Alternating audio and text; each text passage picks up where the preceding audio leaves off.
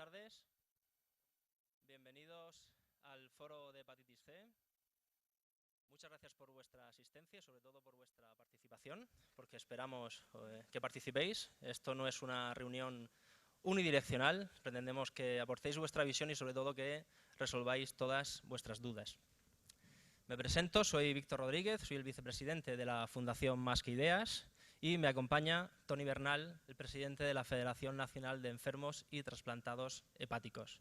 Después Toni nos hablará de la federación y por qué hoy organizamos un foro de este tipo.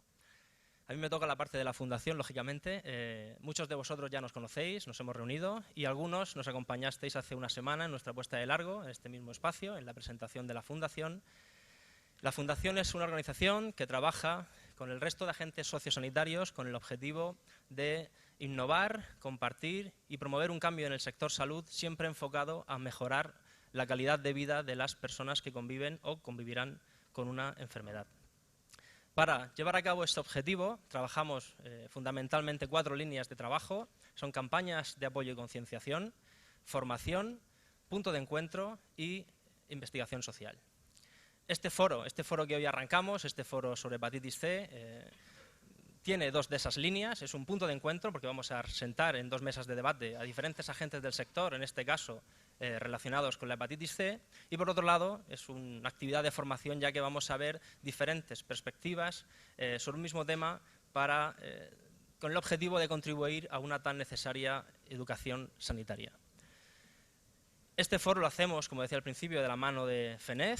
Ellos son los expertos en hepatitis C y ahora sí que paso el relevo y el testigo, como decimos en la Fundación, a Toni para que nos cuente qué es la federación y por qué hacemos este foro.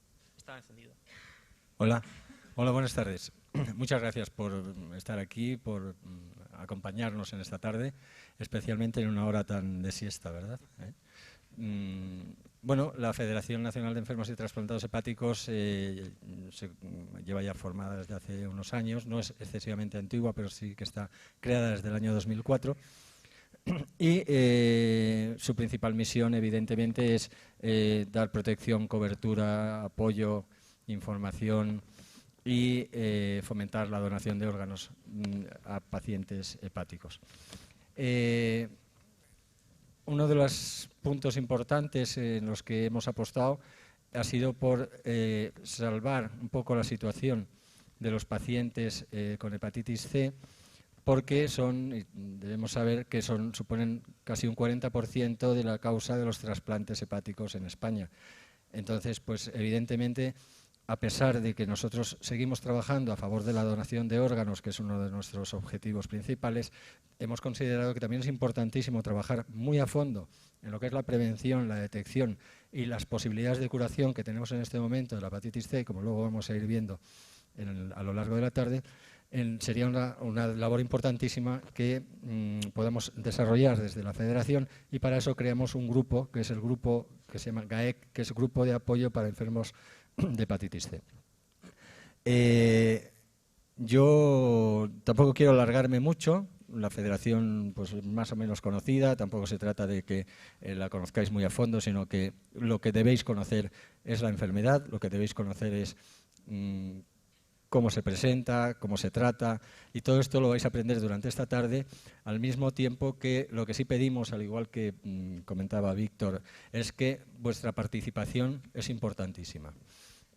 Hoy entre el público, entre todos ustedes, están los presidentes de las 18 asociaciones que componen la Federación Nacional, lo cual es un orgullo para mí, pues porque, hombre, pues presidir una federación que es capaz de convocar y de que te vengan las 18 asociaciones, pues pienso que es muy importante porque demuestra una unidad y demuestra una fuerza, que es la que tenemos que tener para poder afrontar todos los problemas que nos van a ir viniendo.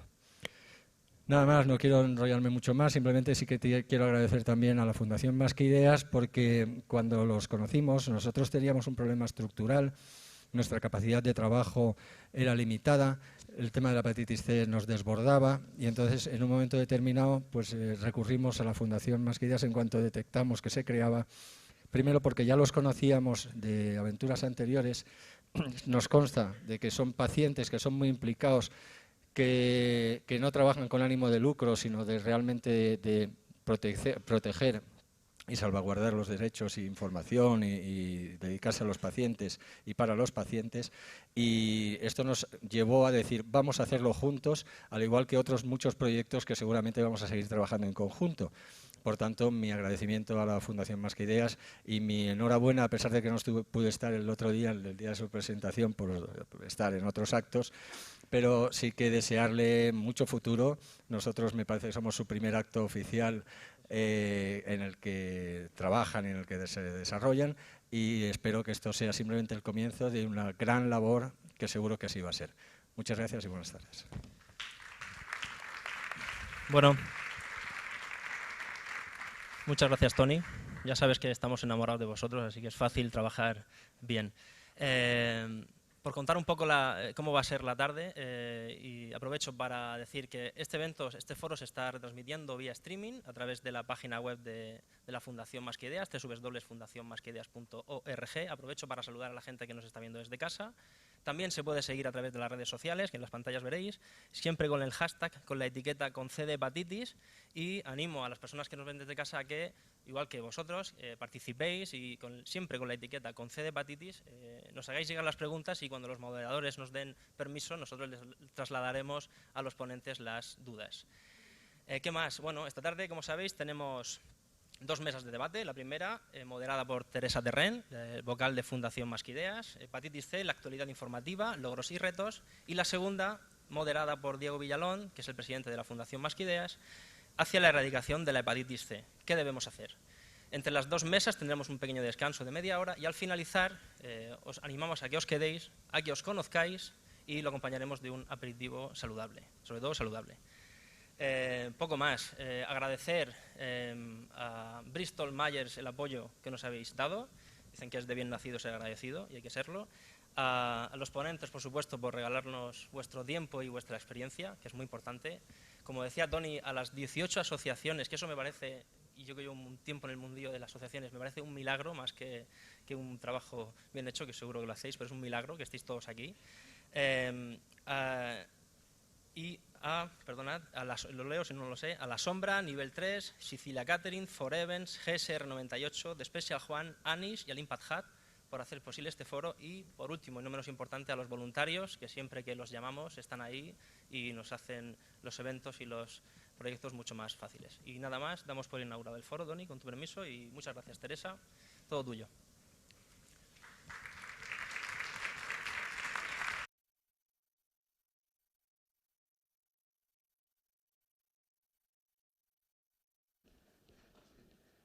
Perdonad que pase la primera.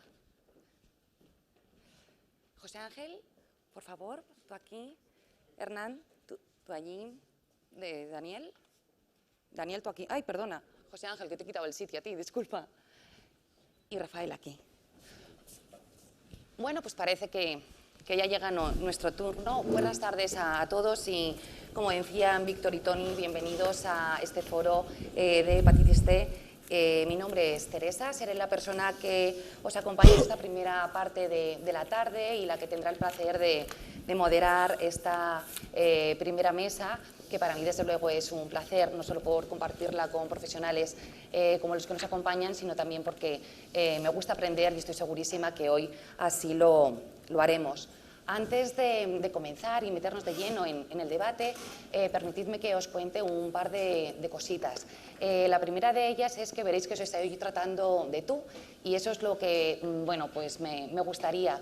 La verdad es que hoy queremos dialogar, queremos conversar, y lo queremos hacer como si fuéramos compañeros, colegas, y por qué no pensar que estamos en el salón de nuestra casa, un poquito más amplio, eso sí, pero con la confianza de poder hablar y dialogar, y que la conversación sea bidireccional. No solo tenemos que hablar los que estamos bueno, iba a decir en esta mesa, pero más bien entre estas cajas, ¿no?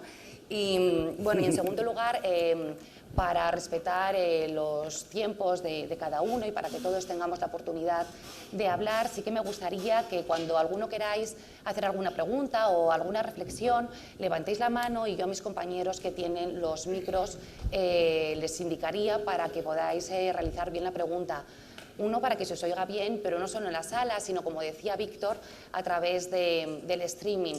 Aprovecho para saludar también a los que están al otro lado, quienes también, por supuesto, pueden hacer sus preguntas a través de las redes sociales, como decía Víctor, con el hashtag de #ConceDehepatitis, pero también a través de correo electrónico, si lo quisieran, al correo electrónico de lasideasde@fundacionmasqueideas.org. Os pedimos que en vuestras reflexiones y preguntas seáis claros y concisos para que tengamos la oportunidad de hablar cuantos más mejor.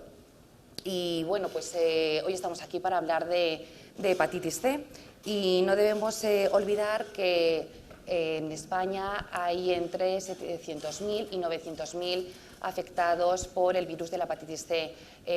Digo un intervalo porque realmente las fuentes no siempre se ponen de acuerdo, pero en lo que sí que están de acuerdo es que más de la mitad de estas personas desconocen que están afectadas por el virus.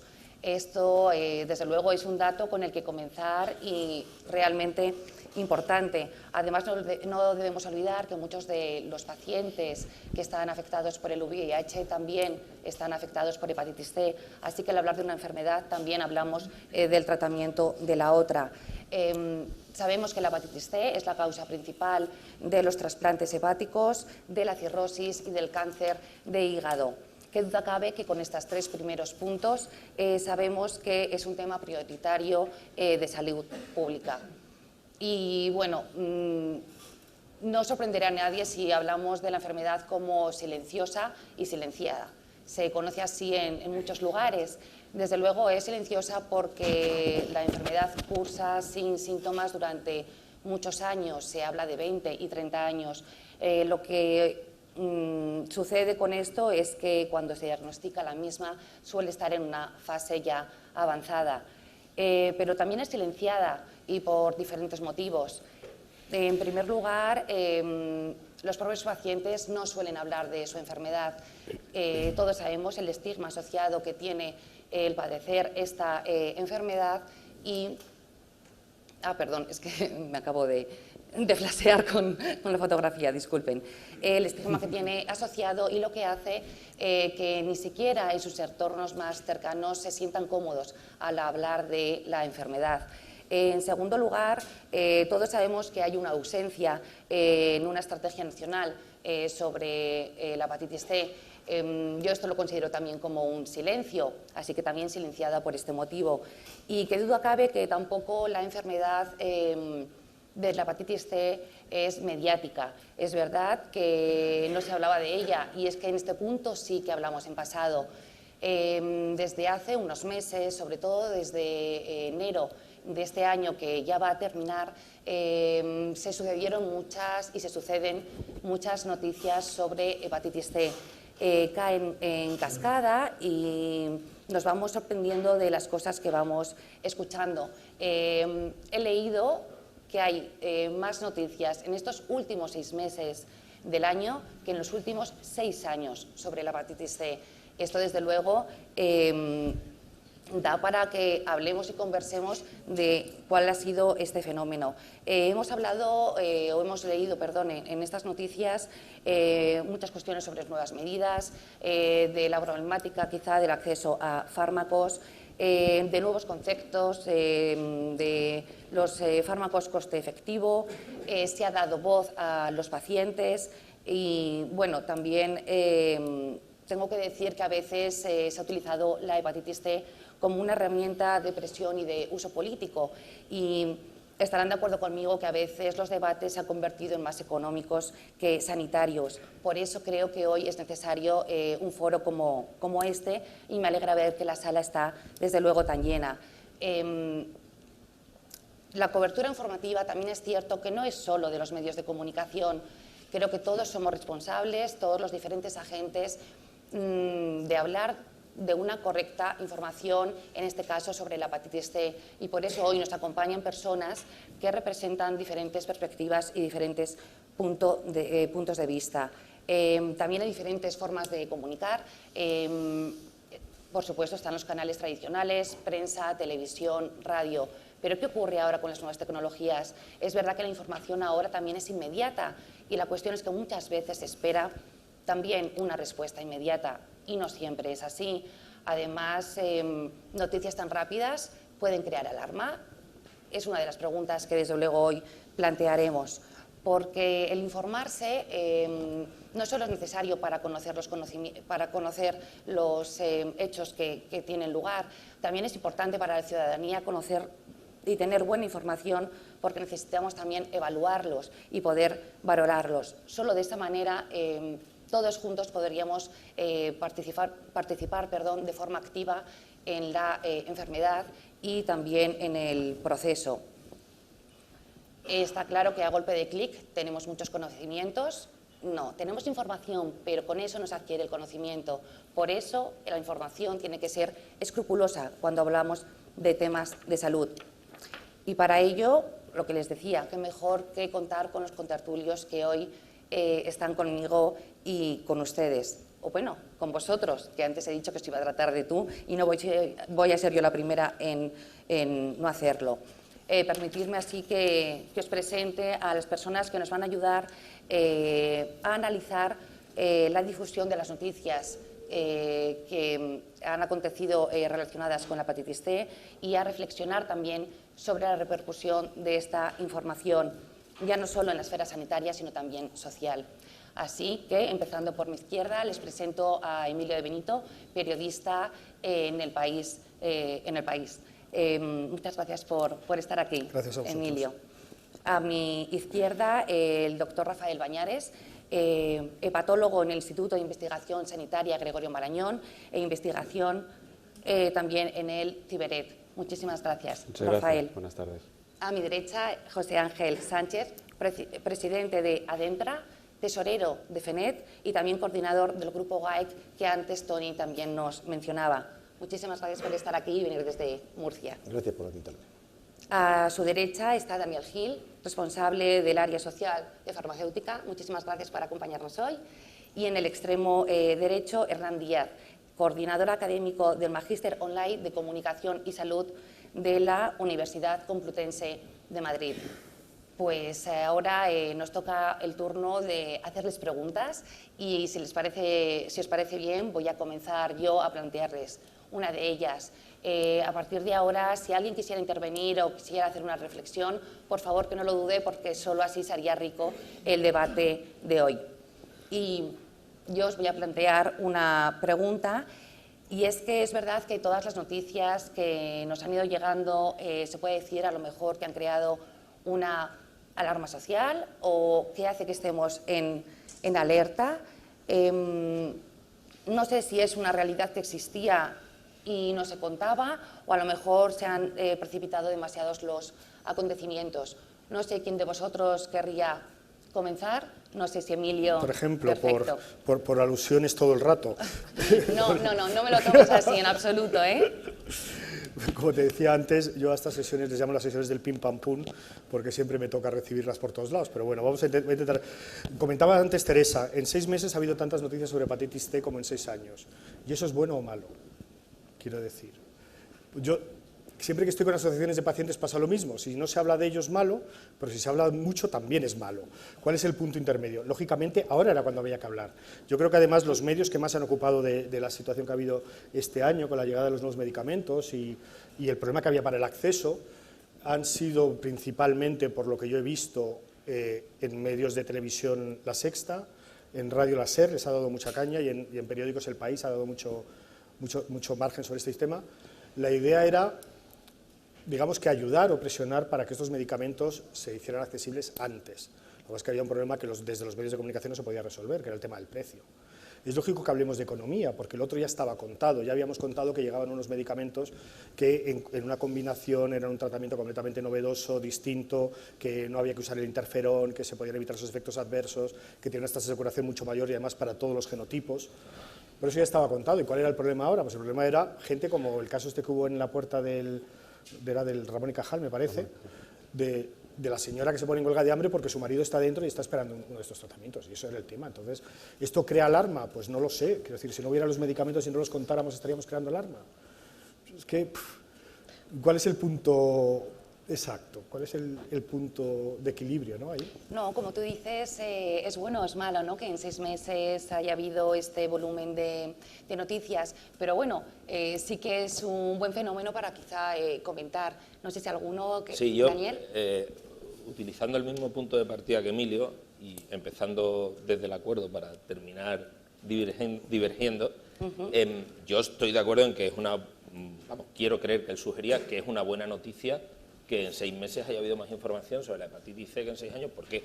Porque de repente, esto se lo he oído decir a Tony Bernal muchas veces, es que la renovación del arsenal terapéutico con la efectividad que tiene, hablando de la curación en un altísimo porcentaje de casos de la enfermedad, es una magnífica noticia. O sea, son muy buenos tiempos para los pacientes de hepatitis C, con todos los problemas que hay para el acceso a las terapias, pero son muy buenos tiempos porque ahora podemos discutir de acceder a terapias que curan la hepatitis C. Hace 1 año o 2 no se podía discutir sobre este asunto porque no existían esas terapias, ¿no?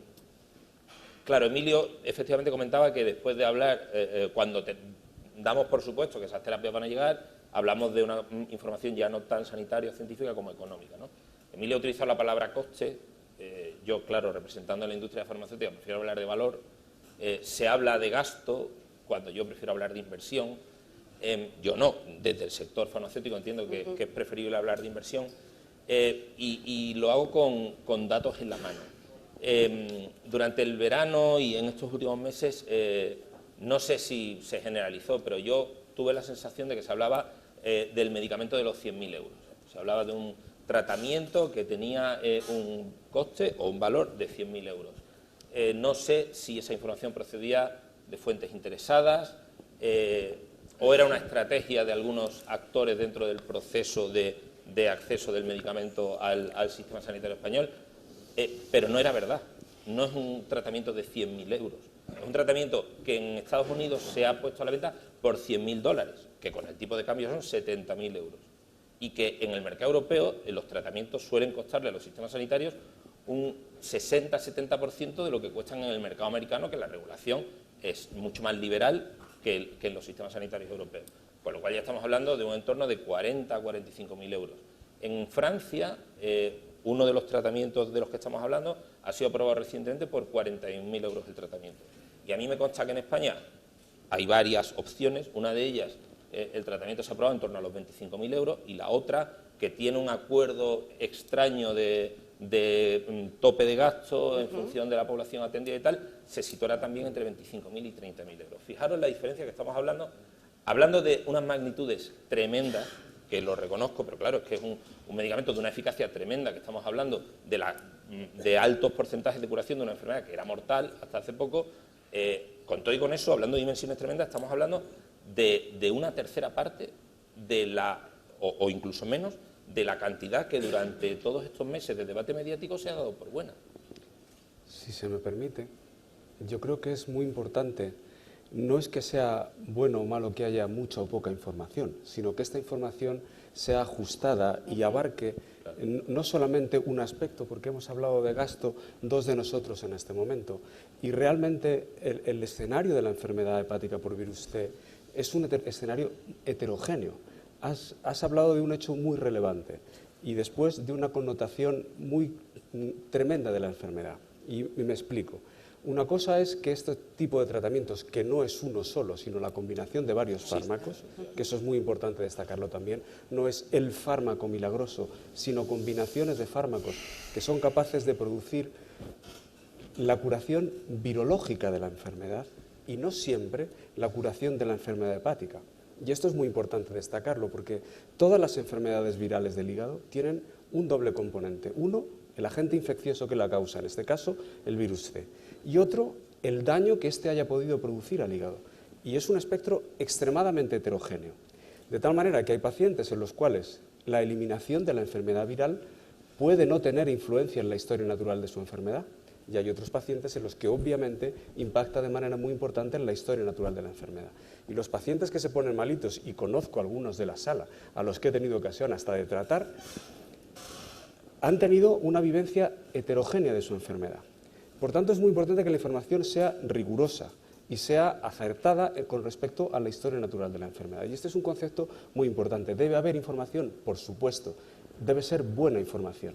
Porque además, si no, también se crea expectativas de alarma y de necesidad apremiante de tratamiento antes de la cuenta. Y esto no es bueno ni siquiera para los pacientes que lo necesitan, porque por el hecho de abarcar mucho es posible que se deje de abarcar aquellos enfermos que más necesidad o que más impacto pueda tener el tratamiento en ellos. Por tanto, no es que sea buena o mala, no es que sea mucha o poca, debe ser información rigurosa y precisa.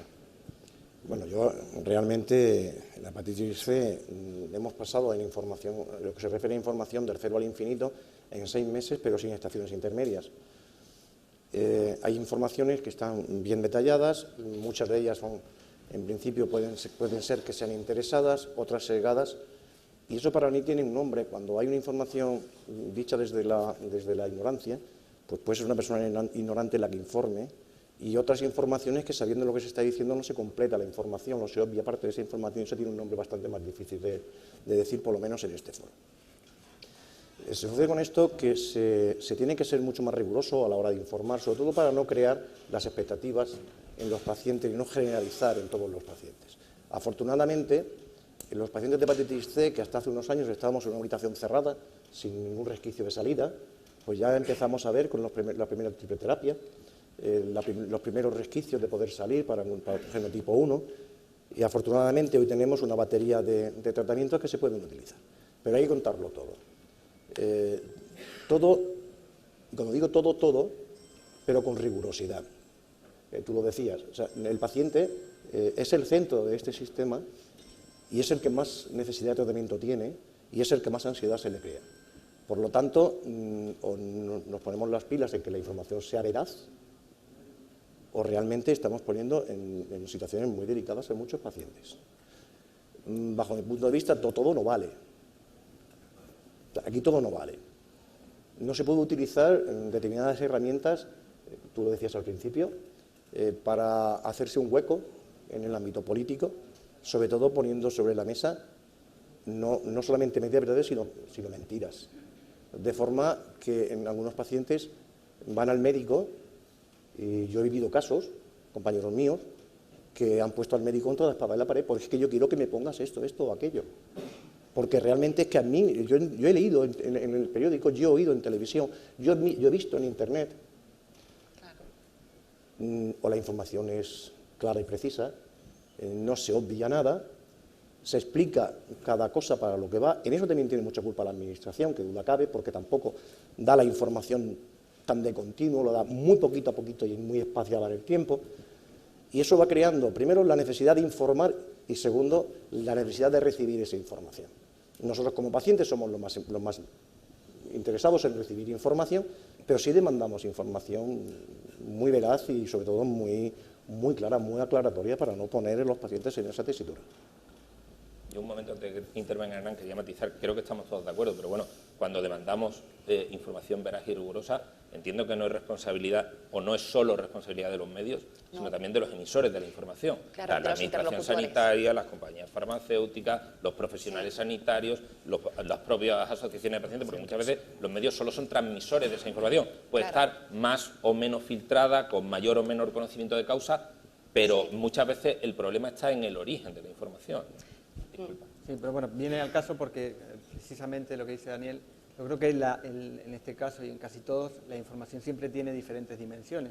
Hay una dimensión muy clara que es la perspectiva de los pacientes que tienen un problema de salud y que ven una posibilidad de solucionarlo, y eso me parece perfectamente legítimo que quieran hacer uso del medicamento y demás.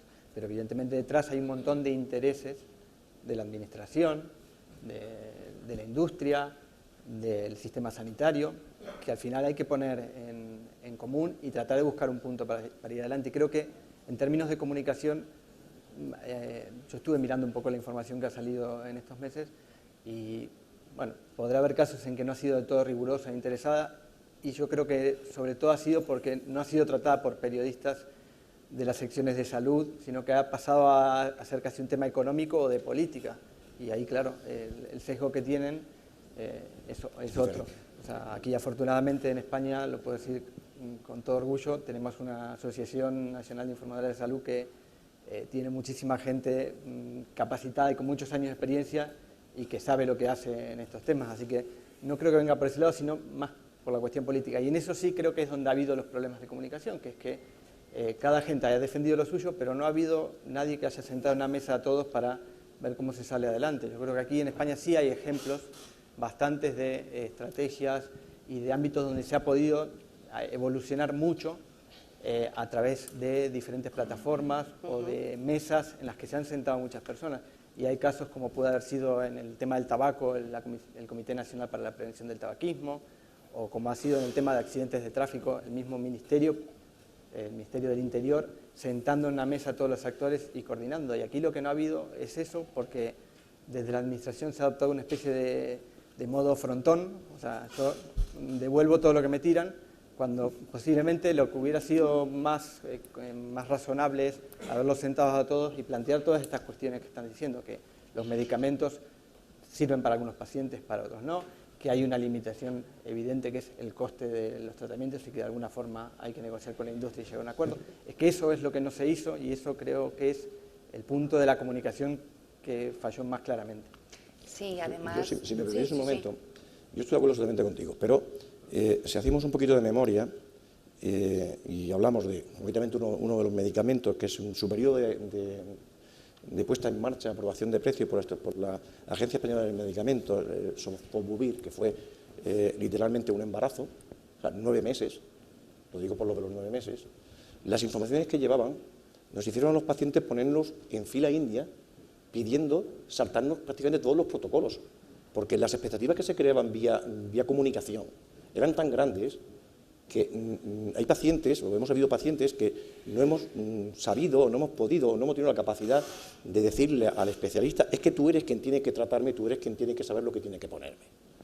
Y hemos ido de cabeza hacia un medicamento que todavía no estaba autorizado legalmente, que no se podía acceder a él de forma fácil, hoy tampoco es fácil, desde luego, pero un poquito más que hace unos meses, y eso realmente crea mucha inquietud en los pacientes. La prensa tiene que informar, pero a mí sí me gustaría, yo creo que no haya nadie aquí en el salón que no lo haga siendo periodista, y es informarse de la veracidad de la noticia que va a publicar. O sea, la veracidad no de la noticia, sino de las declaraciones. O sea, hay declaraciones que hacen muchísimo mal. Y antes de publicarlas hay que contestar. A mí me gustaría que pusieras ejemplos, porque te estoy viendo todo el rato de las malas noticias, sí, y me gustaría que te lo pongo, te lo digo. hincarle el diente a algo concreto. Por cierto, tenemos al hepatólogo y él no lo puede contestar. Yo me gustaría saber qué línea de unión tiene la leucemia con la hepatitis C.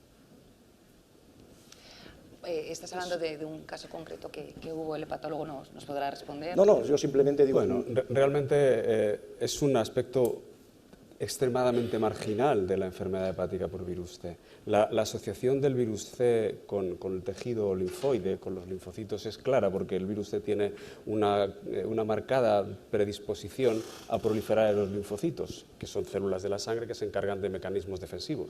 Y estos son capaces de producir en determinadas ocasiones manifestaciones de la sangre hematológicas de la hepatitis C. Pero esto es un tema realmente que es una parte pequeñísima del espectro de la hepatitis C. Pues esa es la noticia, perdona, esa es la noticia una de las noticias a la que yo me refería. O sea, no se puede publicar unas manifestaciones diciendo que una niña de 8 años, si no se trata de hepatitis, se va a morir de leucemia. Sobre todo porque, primero, a la familia de esa niña la pone a los pies de los caballos. Segundo, porque a los demás, quien no tenga la suerte, que desgraciadamente son muchísimos, de tener acceso a información muy veraz, igual. A eso me refería, a contrastar ese tipo de noticias. O sea, no la había oído ni nombrar, o sea, no... Sí, bueno, fue un caso que hubo. Sí que es verdad que antes hacía referencia a Daniel, que yo también lo intentaba decir en la introducción, que desde luego somos responsables todos de la información que demos y del interlocutor, sea un buen interlocutor para poder dar esa información. En eso estamos claros. Y a colección también de si la administración respondía o no, quiero que sepáis que por supuesto se les había convidado a que hoy asistieran, pero bueno, han declinado la invitación, así que ellos pues no están hoy representados aquí. Pero sí que es verdad que a lo mejor, ahora comentaba José Ángel que muchas veces todas las noticias que ha habido y a lo mejor se han ido enfocando hacia un tema más de acceso a fármacos y demás, ha dejado aislado qué es la hepatitis C, porque es verdad que la población en general desconocemos. Niego la mayor absolutamente. ¿El qué? Que niego la mayor absolutamente. La mayoría de las informaciones que yo he visto sobre hepatitis C en mi medio y en los demás, porque lógicamente los miro, siempre se explica una enfermedad, un virus que a largo plazo puede producir... Sí. O sea, ¿qué más quieres que cuente? No, o sea, no, el pero... ciclo del virus, si va al linfocito, no va al linfocito, o luego cómo entra el hepatocito y qué hace ahí, francamente. No, Emilio, es que niego la mayor, no hablo de esa no lo información, acepto. no hablo de esa información tan científica. Lo que quería comentar es que es verdad que la población en general desconoce, por ejemplo, cómo se contagia, conoce cómo se puede diagnosticar. Pero no será porque no se haya contado. Yo lo que creo más importante es que cada paciente individual debería ser capaz de identificar cuál es la situación que tiene de su enfermedad. Porque, insisto que es una enfermedad tremendamente heterogénea. Y la alarma que genera decir produce cirrosis, cáncer, necesidad de trasplante, es tremenda. Y un paciente puede estar extremadamente lejos de ese problema y no tenerlo jamás. Y un paciente puede estar viviéndolo.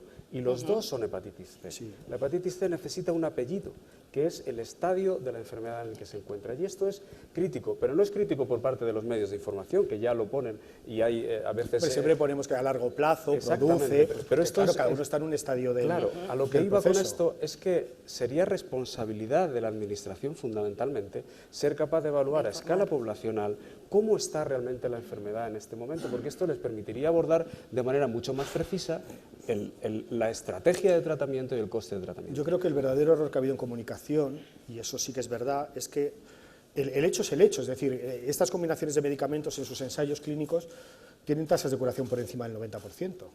Lo que pasa es que todos los que estábamos trabajando el tema sabíamos que no iban a llegar a toda la población, porque es imposible. Claro, pero... Tú piensas, perdona, con los datos que te has dado antes, vamos a suponer 800.000 personas en España con hepatitis C. Son 5 ceros. El tratamiento combinado, 2 fármacos a 25.000, 50.000, son otros 4 ceros, ya son 9 ceros. Estamos hablando del orden de los 1.000 millones. 8 por 5, 40.000 millones costaría tratar a todo el mundo que en este momento tiene hepatitis C en España. Pero no todos los pacientes de hepatitis C están en el caso indicado para el tratamiento. Pero esa especificidad es la que no hicimos. Están diagnosticados. O sea, eso que todos lo sospechábamos, no estaban las guías terapéuticas, no nos podíamos inventar. Claro, que no había IPT no sabíamos a quién le iban a decir tenga acceso.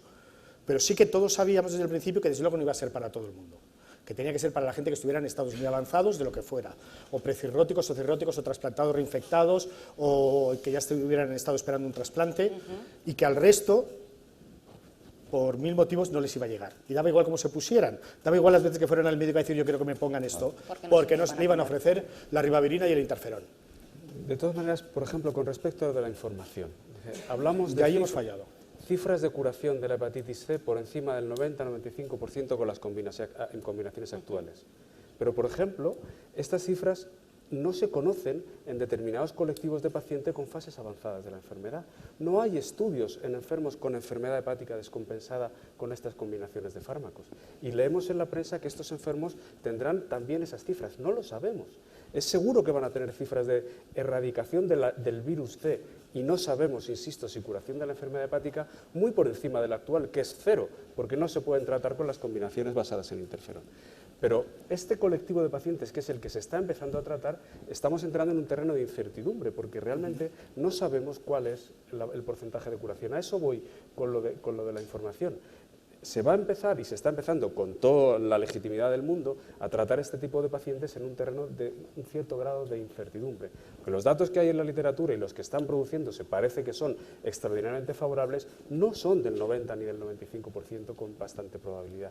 Por eso es muy importante ser riguroso en la información en ese sentido. En cualquier caso, quiero volver a introducir otro matiz.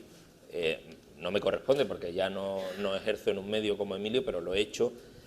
Es difícil cuando se habla de un tema que te incumbe de la enfermedad que padeces, del área patológica a la que te dedicas, sentirte satisfecho con el detalle o la extensión o la profundidad con la que se aborda un tema relativo a la enfermedad con la que está relacionado. Pero hay que comprender, sobre todo en el caso de los medios generalistas, que sus informaciones no van dirigidas a un público experto, como es el que hoy nos ocupa, van dirigidos a la población en general, tienen limitaciones de espacio y es muy difícil muchas veces entrar en la profundidad en la que uno quisiera como periodista y como periodista experto en la materia, como es el caso de Emilio, y de otros casos, como decía Hernán, de periodistas sanitarios que hay en este país. Y ya si pasas de la prensa escrita a otros medios, aún menos, porque una pieza en una emisora de radio de 30 segundos o en una televisión de 1 minuto es muy complicado. Eso no quita la exigencia de responsabilidad, de rigor y veracidad, pero explica que a veces un público muy especializado, muy conocedor del tema, se sienta insatisfecho por el grado de detalle o de profundidad que una información alcanza. Pero no tanto por lo que pueda suponer para, digamos, en la práctica de uno propio, sino por las expectativas que puede generar en una población tan característica. Claro, sí, en ese sentido. Es comprensible. Ese es el ese temor o esa decepción o esa frustración es comprensible, pero las limitaciones que hay por la otra parte... Empezar a entrar en matices de, bueno... Es muy difícil. A ver, tenemos trasplantado reinfectado. Hay estudios que empiezan a decir que sí. Cirróticos ya en fase avanzada. Precirróticos, a punto de trasplante. El que todavía no está ni para lo uno ni para lo otro, pero a lo mejor está desarrollando un carcinoma. Eso es que yo no tendría que escribir un periódico, tendría que escribir un libro. Sí, claro, Emilio,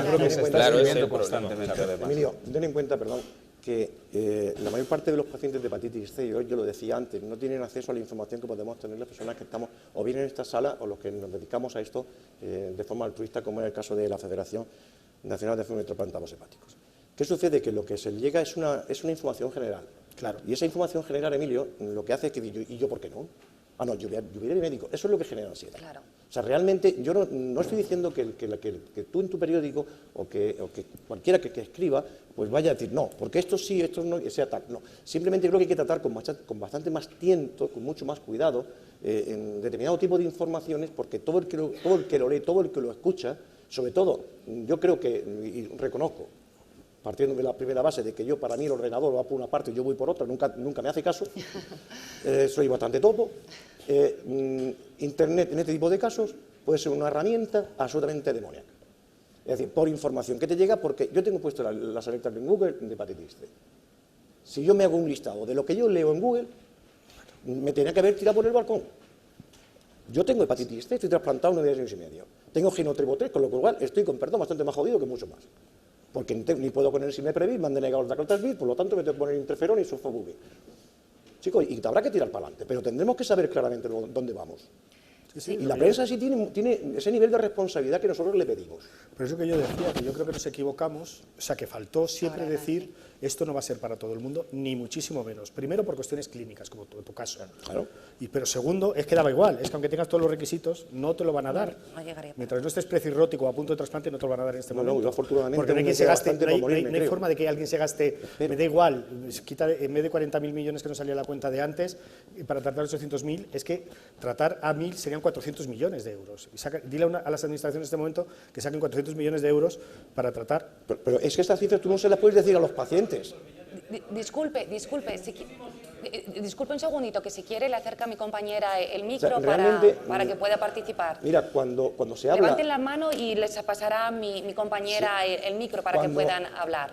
Cuando se habla de a cuántas personas se le va a poner el tratamiento, o se le puede poner el tratamiento, yo como paciente y como presidente de mi asociación, yo me niego que se me hable de costo-efectividad. Entre otras cosas porque para nosotros la efectividad y el costo empieza desde que empieza la enfermedad hasta que la eliminas. Por lo tanto, si hacemos un uso racional de los medios que tiene el Estado, posiblemente esos 400 millones de euros podría suponer incluso una propina. Estoy hablando desde el punto de vista del paciente. Yo, seguramente en industria dirá, 400 millones no vamos a ganar un duro. Desgraciadamente ese enfoque no está aquí la administración para explicarlo, porque no es lo que inviertes en el tratamiento, sino también los costes que te ahorras en tratamientos crónicos, en trasplantes, que son, doctor, si no me equivoco, alrededor de 80.000 euros según me han informado a mí, el coste de un trasplante de hígado. Por lo menos, porque no está cuantificado el coste en España. Tratar a un señor que se va a curar con 50.000 Perdón, euros. pido la palabra cuando quiera. Y ahorrarle a la administración dentro de un año un trasplante de hígado de 80.000, ¿no? Sí, pero eso la administración tendría... A ver, no voy a poner yo a defender. Claro, ni yo tampoco. Ni yo tampoco. Pero el planteamiento de a mí que no me hablan de coste-efectividad no es realista. Lo siento mucho. O sea, a todos nos encantaría que ahora cogieran a todos... Perdona, me encantaría que nos cogieran, y lo digo claramente, que nos cogieran a todos los que tenemos hepatitis C y nos trataran. Me encantaría. Yo llevo 22 años. No está mal, esperando. Y desde luego no me pienso tratar de momento. Pues estoy estupendo y no pienso pasar ni por el interferón ni por nada. Ya llegará algo que me cure dentro de 10 años o de 15, o cuando me lo empiece a necesitar. Pero el argumento de hay que tratarnos a todos de golpe, que es muy bonito, no es realista. Entonces, si te planteas la vida así, no llegas a ningún lado. Nadie ha planteado ninguna vez que hay que tratar a todos de golpe. Si alguno de ustedes quieren hablar sobre dinero, que tengan en cuenta que yo no les voy a hacer ni caso. No les voy a hacer ni caso. Nosotros ya hemos pasado a hablar del dinero. Nosotros buscamos el mejor tratamiento para enfermos que se están muriendo.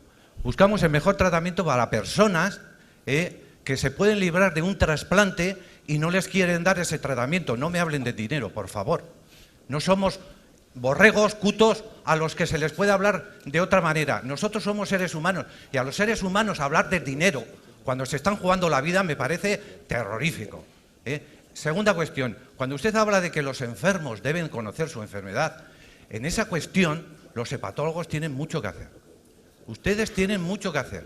Hay muchos hepatólogos que no informan a sus enfermos y que cuando vienen a nuestras asociaciones y les preguntamos, ¿pero usted de qué genotipo es? Y me dice, ¿pero qué me estás hablando? Y a lo mejor lleva 10 años hablando con un hepatólogo. ¿Ustedes qué les han explicado? Entonces, por favor, las asociaciones informamos, pero los hepatólogos también tienen la obligación de informar. Y por favor, lo que he repetido, no nos hablen de dinero cuando nos estamos muriendo, nada más. No, ni mucho menos. Hoy, por supuesto, no, al contrario, no se trata de hablar de dinero. Lo que hoy se trataba, al contrario, de hablar es cómo muchas noticias hacen que se pierda la perspectiva de centrarnos en el paciente.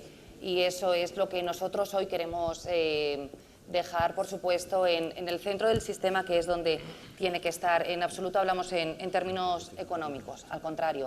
Si le quiere responder... No, simplemente doctor. Que esto no es una cuestión de los hepatólogos, es una obligación consustancial al hecho de ser médico proporcionar una información adecuada a los pacientes. Entonces esto no es una responsabilidad corporativa de la hepatología, sino que es una responsabilidad individual de cada individuo que ejerce esta profesión. Y por lo tanto, a pesar de que desde la Asociación Española para el Estudio del Hígado se hace obviamente todos los esfuerzos posibles para que estas alternativas de tratamiento alcancen a la población de la manera más extensa posible y de la manera más razonable posible, la responsabilidad informativa de un médico para con su paciente es del médico para con su paciente. No obstante, también insisto en que la formación y la información son herramientas fundamentales en este procedimiento. Fundamentales, y si la administración las utilizara con sabiduría, estaríamos en bastante menos problema del que actualmente están los pacientes y estamos aquellos que intentamos de alguna manera tratarlos. Claro que sí, completamente. Es muy interesante vincular formación a información. Información, es que es extraordinariamente importante. Hay una cuestión que creo que está sobrevolando todas estas últimas intervenciones, que es quién tiene que hacer educación para la salud, quién tiene que hacer información. Pues a veces, yo creo... A ver, ¿escucha bien? Yo creo que a veces se le exige a los medios de comunicación que hagan mucho más de lo que tienen que hacer, y yo creo que en términos de alfabetización en salud, que de lo que estamos hablando, de que cada uno tenga mayor conocimiento, pueda hacerse responsable, pueda tomar mejores decisiones sobre su salud, creo que tenemos mucho que hacer, pero no solo desde los medios de comunicación. Hay que hacer mucho desde el sistema sanitario, por ejemplo, en atención primaria, donde los médicos se quejan constantemente de que no tienen tiempo para hablar con sus pacientes, ¿sí? Desde el sistema educativo también se podría hacer muchísimo más. Y básicamente también pensar en que, aunque ustedes crean que no tienen un rol, yo creo que las asociaciones de pacientes tienen un rol fundamental, porque aunque los medios de comunicación pueden poner en la agenda pública determinados temas y hacer que se discuta sobre ellos, la comunicación interpersonal entre iguales y de forma directa entre gente que está viviendo lo mismo y que conoce el problema en profundidad, creo que es bastante más efectiva que una información limitada en espacio y muchas veces sesgada en una perspectiva o en otra. Y lo digo, yo tengo, en mi caso particular, un hijo con una discapacidad y la mejor información y lo más útil y demás siempre me ha llegado a través de otros padres, ¿sí? Y cada vez que hemos reclamado al sistema sanitario o al sistema educativo determinadas cosas, parecía que hablábamos, no digo con marcianos, pero con gente que no nos entendía, o sea, y esa era la sensación. Entonces yo creo que tenemos que pensar la comunicación, eso, más en términos sociales y más en lo interpersonal, que tenemos muchas posibilidades. Había una preguntita por aquí y después pasamos al otro lado. Bueno, en Sevilla yo creo que hay varias cosas que comentar. En primer lugar, que estamos aquí reunidos, posiblemente hace un año no lo hubiera estado. Estamos gracias a que hemos visto una luz, o que han visto una luz los pacientes de hepatitis C, han visto una luz en el fondo del túnel, como es lógico. Pero no estoy de acuerdo en absoluto con algunas de las cuestiones tomadas aquí, como por ejemplo la que dice el compañero de aquí, que hablamos de dinero y de dinero no se puede hablar. De costo no se puede hablar. Hablemos de inversión. Nadie todavía hasta la fecha me ha hecho un estudio económico y me ha presentado un estudio económico a la asociación en concreto de cuánto cuesta curar a un paciente y cuánto invierte en ese paciente para dejar de gastar. ¿Qué cuesta curar a un paciente? 60, 70, 80. ¿Cuánto nos ahorramos con ese coste? ¿Cuánto invertimos en ese coste? No, aparte del que se invierte y se gasta y todo lo demás, aparte es un ser humano, una vida que recuperamos para el trabajo, para la vida laboral, para la cotización, en fin, que yo creo que estamos totalmente equivocados cuando hablamos de costo y no hablamos de inversión. En segundo lugar, la información, aunque parece ser que es rigurosa y veraz, tiene un cacao mental y un lío a los pacientes de a pie. No lo entienden, ellos no entienden. El paciente de a pie, el paciente con hepatitis C no entiende cuando va a un hepatólogo de una comunidad que afortunadamente le puede recetar, le puede prescribir el tratamiento y en otra comunidad no. ¿Cómo no unificamos criterios a nivel nacional? Esto es fundamental y esto está existiendo. Yo hablo en una comunidad privilegiada como Andalucía, en la que no tenemos problemas ninguno, casi ninguno. Pero por lo que comentan los compañeros, hay otras comunidades con muchísimos problemas. Parece mentira que dentro de una nación haya disparidad en los tratamientos y en la prescripción del hepatólogo. No lo entiendo de ninguna forma. Bueno, eso hay que contextualizarlo porque desgraciadamente España no tiene un sistema sanitario.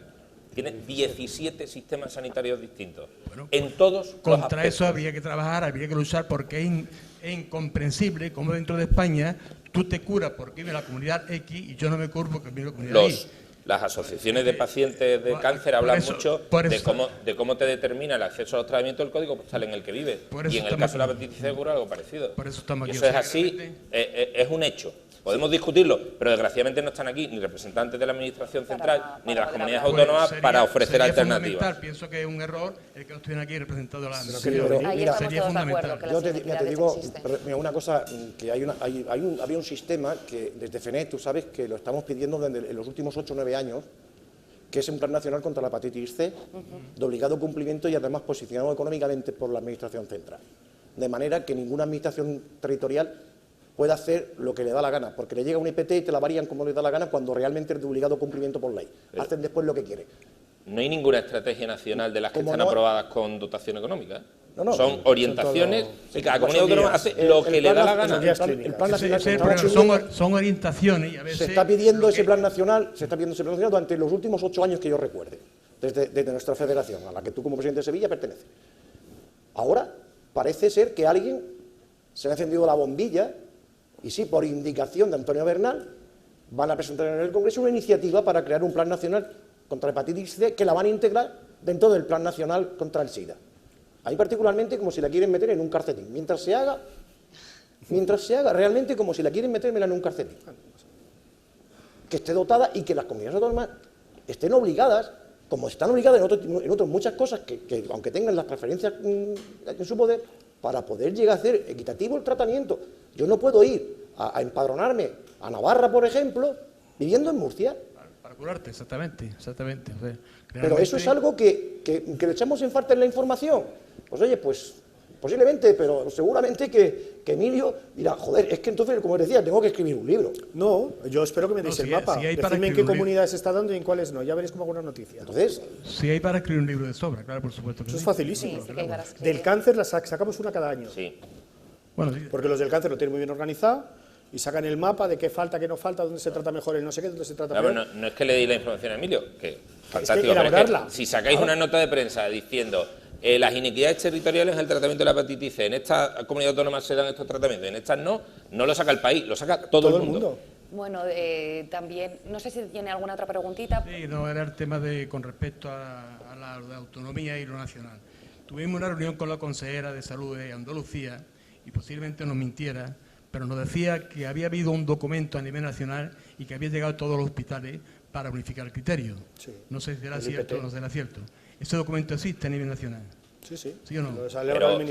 Pero como con todos los medicamentos que se aprueban, el IPT a nivel nacional, que teóricamente es de obligado cumplimiento, ahora las comunidades autónomas tienen en sus propios comités de post-evaluación de medicamentos en los que modifican y generalmente endurecen los criterios de acceso a los tratamientos. Pero es que sobre las segundas revisiones autonómicas, los comités de medicamentos de cada hospital endurecen aún más, en muchos casos, las condiciones de acceso a esos tratamientos. Y en Madrid ocurre, no voy a comparar las comunidades autónomas, en Madrid ocurre que el tratamiento que da un hospital no lo da el de enfrente. Exactamente. Como hay casos en Madrid que hay hospitales, claro, uno a un lado de una carretera y otro al otro lado de la otra. Y ante esa diversidad, entre ellos está el paciente que se nos muere. Que es la víctima de todo eso. Claro. O sea, que el deterioro y la demanda y la demora en estos tratamientos, medicamentos nuevos y todo lo demás, y el dime y directi que cuesta eso, claro, que cuesta 10, se nos mueren las personas. Son seres humanos. Claro. Seres humanos. Y no podemos admitir de ninguna de las formas que esto esté ocurriendo a nivel de España. Como la de ninguna de las formas. Y las asociaciones creo que estamos de acuerdo en unificar criterios y en ir a donde haya que ir y hacer lo que haya que hacer para de una vez por todas aclarar temas. Está claro que tenemos que coordinarnos y ir todos juntos. Había otra preguntita por este lado. Hola, buenas tardes. Yo me llamo Juan, tengo hepatitis C, estoy en lista de espera hace 1 año y pico. Yo abogo por la información, sobre todo a raíz de paciente-doctor, o sea, hepatólogo. Yo no estoy de acuerdo en que nos fiamos mucho de la información. Yo solo me fío de mi médico, única y exclusivamente. Yo hago lo que me dice mi médico. Me dice, tómate esto, yo me tomo esto, haz esto, yo hago esto. O sea, que yo lo que sí he hecho, me he dado cuenta que de 1 año, un poco más a esta parte, hay más información por parte de los médicos. Yo empecé a tener la enfermedad hepatitis hace 5 años. Yo no sabía qué tipo de hepatitis tenía. A mí nadie me dijo qué tipo de hepatitis. Luego, yo no sé si luego con el tiempo ha ido... era una hepatitis B y ha ido evolucionando hacia una hepatitis C porque a mí nadie me ha informado, ningún médico, y yo estoy con los doctores del Ramón y Cajal, estoy muy contento, la verdad es que tanto con mi doctor como con el centro, pero yo he notado un cambio en 1 año y pico para bien, muy bueno, pero esa información yo se la exijo única y exclusivamente a mi patólogo, que es el que me mira todos los meses. Es el que me manda la ecografía todos los meses, es el que me manda la analítica todos los meses. A mí me da igual lo que diga Internet, lo que diga, con perdón, el país o el mundo. O... Haces muy bien. Yo que sé cómo se hace, haría lo mismo que tú. No sé si me explico. Entonces yo exijo más información por parte de... Que no nos pasa nada porque nos digan, es que estás muy mal. A mí hace poco me fue a visitar el cirujano, porque ya estoy en lista de espera, para informarme de todo lo que me iban a hacer, si me hacían el trasplante de hígado, y me habló con una crudeza que te pone los pelos de punta, pero es que yo lo prefiero eso, a que me anden con medias tintas. Bueno, la relación médico-paciente... Sí, yo creo que estamos en una época de amplísima tecnología, de impacto enorme de las noticias, de impacto enorme en el diagnóstico y en el tratamiento de las enfermedades. Pero, sin embargo, hay un hecho sustancial en la enfermedad, que es la relación entre un sujeto desvalido, que tiene una enfermedad y que necesita tratamiento, a ser posible, y si no alivio, y otra persona que tiene estrategias, conocimientos, estructuras, que le pretende proporcionar lo mejor posible para este paciente. Esa relación médico-enfermo que acaba de describir Juan, ¿verdad? Se llama usted como mi hijo pequeño, esto es insustituible. Y esa relación humana entre el paciente y su médico no debe cambiar nunca y tiene que ser un acto humano. Demasiado tecnologizado está, demasiado frío está en la mayor parte de las veces. Hay que reivindicar esa relación médico-paciente, porque solamente a través de una adecuada gestión del conocimiento por parte del médico se puede proporcionar la adecuada información a cada paciente concreto y a partir de ahí la estrategia más adecuada para tratarlo o para informarlo. Porque si un paciente, si yo que no tengo hepatitis C, afortunadamente para mí, pero la he padecido en mi entorno familiar y viendo a muchísimos pacientes. Si yo tuviera ahora mismo una enfermedad con fibrosis leve, yo no me sometería a tratamiento con alternativas basadas en interferón, aunque la administración me la ofertara, porque sé que es poco probable que la historia natural de la enfermedad condicione a medio plazo problemas relevantes. Y me esperaría a que una administración capaz fuera, a su vez, suficientemente eficiente para diagnosticar la progresión de mi enfermedad y tratarla cuando me haga falta. Ese es el reto de la administración y no me quiero meter en la parte del siguiente debate, que habla de la posibilidad de erradicar la enfermedad. ¿Se cura el herpes simple? No. Todos tenemos herpes recurrentes. ¿Se cura la varicela? No. Aparece el herpes zóster. ¿Se cura el citomegalovirus que los pacientes trasplantados tienen y reaparece? No. ¿Se cura la hepatitis C desde el punto de vista viral? Sí. Es la única enfermedad viral crónica que actualmente se conoce que se erradica con la eliminación del virus. Y esto la administración y los profesionales y todo el mundo debe tenerlo como bandera, porque sí que es posible hacer una estrategia nacional para minimizar de forma relevante la carga de la enfermedad a largo plazo. Y ahí sí que también influye el coste, porque cuando minimizas la carga de enfermedad, el coste desaparece. Y algún estudio de coste-efectividad hay, no suficientemente sólidos hoy por hoy y no en nuestro medio, pero sí que los hay, estudios de coste-efectividad, que para el planificador y el gestor, y lo decía Emilio antes, son tremendamente relevantes. Y todos son beneficiosos para el tratamiento con las actuales moléculas. Por tanto, el problema es que en esos términos de gestión y de planificación, de inversión, como decía antes mi paisano, la administración sufre mucho cortoplacismo. Claro. Por eso. Porque ellos ven el presupuesto que tienen para este año, no ven si dentro de 3 años van a tener que hacer 15 trasplantes más, o como decía también él, el retorno de la inversión, estoy hablando ya en términos absolutamente empresariales, el ROI que tiene recuperar a 500 señores y señoras para la vida laboral. Eso no lo ve nadie porque están pensando de aquí al año que viene. Tampoco saben si van a estar ellos en ese momento en el poder. Sí. Claro, que el más largo plazo son 4 años. Por eso porque si no, no le escuchamos bien y tampoco le escuchan bien las personas que están... Un segundito, que le alcanzarán un micro. Claro. Un momentito, por favor. Sí, y después hay otra pregunta. Lo que le des el micrófono respecto a la relación médico-paciente, yo, como paciente, yo creo que la obligación del paciente está en manejar las dos cosas. Esa información que nos llega por todos lados, yo diría, que a ti no te guste lo que dice, te importe conmigo lo que dice el país, yo escogería qué información recibo. Yo nunca haría un sistema de que me alerte Google de todo lo que sale de hepatitis C. Bueno, ni loco, no lo hago con nada, eso no faltaba. Me volvería loco, imaginaos. Yo que trato todos los temas de salud, porque el 80% sé que son disparates y que no me creo, yo busco los 4 medios que me parecen de cabecera, que es una referencia. Y hay que combinar todo ese mare magnum que te llega con tu caso personal. Claro. Y saber dónde estás tú dentro de ese follón, y para eso tienes la ayuda de tu médico. Pero no está mal que le vayas a tu médico y le digas, oye, que he leído.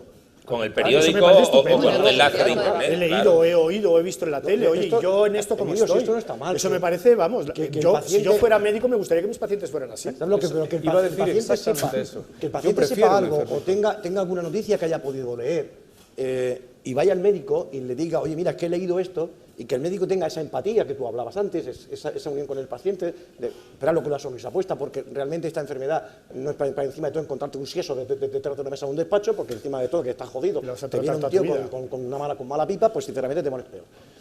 Sucede que falta educación en este tema, porque salvo las personas con las que las asociaciones tratamos más directamente, y le hemos ido explicando, dentro de que nosotros hemos hecho cursos de pacientes expertos para saber de qué va la enfermedad, los desarrollos de la enfermedad.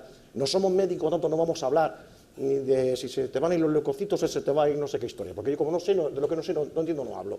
Pero particularmente, cuando un paciente va al médico, que no está dentro de este mundo que nosotros estamos moviendo, cada vez son más, afortunadamente, lo que es que no sabe el 90% de lo que es la hepatitis C. Y en la población no te quiero contar nada. Hoy salimos a la calle, cualquiera de nosotros salimos a la calle hoy y te paras con un señor con un micro en la mano.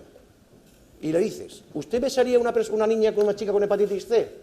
Y hace así, no. Está claro que haya, o sea, es decir, también falta mucha educación y creo, y en eso Emilio no me quitarás la razón, que la prensa ¿Tiene mucho que decir? No, pues yo niego la mayor. La prensa informa, no forma ni educa. No. Mira, mi mujer